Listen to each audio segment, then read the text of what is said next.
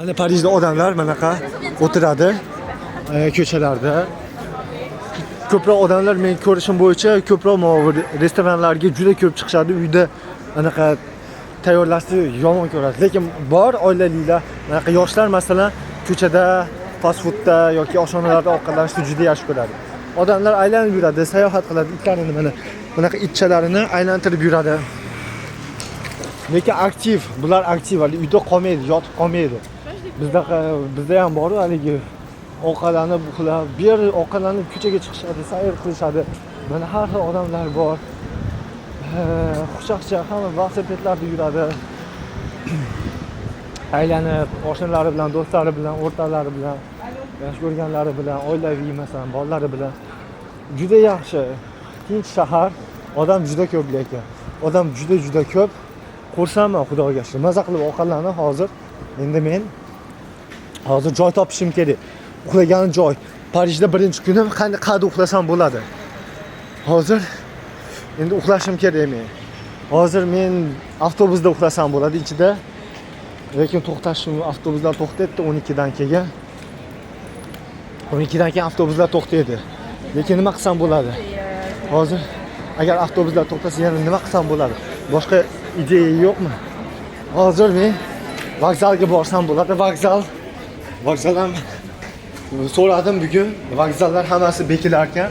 Soat aytdiki 2 da, soat ertalab 2 da hammani chiqarib yuborish majbur ekan. Vokzaldan ko'chada qolamanmi? Yo'q, u bo'lmaydi, boshqa fikr. Qayerga yopilmaydi umuman. Aeroportga boraman bugun. Men o'ylashim bo'yicha aeroport bekilmaydi. Sizlar bilan borib tavakkal qilaman. Uxlamasam uxlamabman, lekin zato ko'rib olaman. Uzoq ekan lekin aeroport Parijdan hozirgi turgan joyimdan 25 kilometr ekan. Bu degani 1 soatlik yo'l. 1,5 soatlik yo'l. 25-30 kilometr ekan. Borib hozir nimada? Hozir o'tolmayman, menda anaqa chipta yo'q. Chipta yo'qmi? Uning uchun nima qilamiz? Anaqa chiqadigan joydan kirib olamiz, suqilib kirib olamiz. Suqilib kirib olamiz. Yoki madam endi pastdan o'tamiz, nima bo'pti? Wow dedi. Ana pastdan o'tib. Yo'l topish kerak, har doim yo'l bor. Har doim yo'l bo'ladi. Bunday qilib anaqalarga bannerlarda osib qo'yishadi. Har xil bannerlarda, har xil joylarda. Bu reklamada mana masalan kinolar bo'ladi. News abman degan haligi kino. Ensensible. Mana teatr, boshqa joylar, reklamalar. Borib odamlar QR kodini skan qilib yoki QR kodini skan qilib borib tomosha qilishadi. Hozir tushyapti. Yuguramiz hozir. Run boy.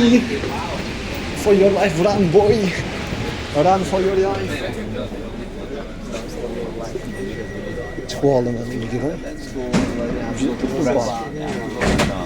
Hoppa. Hozir endi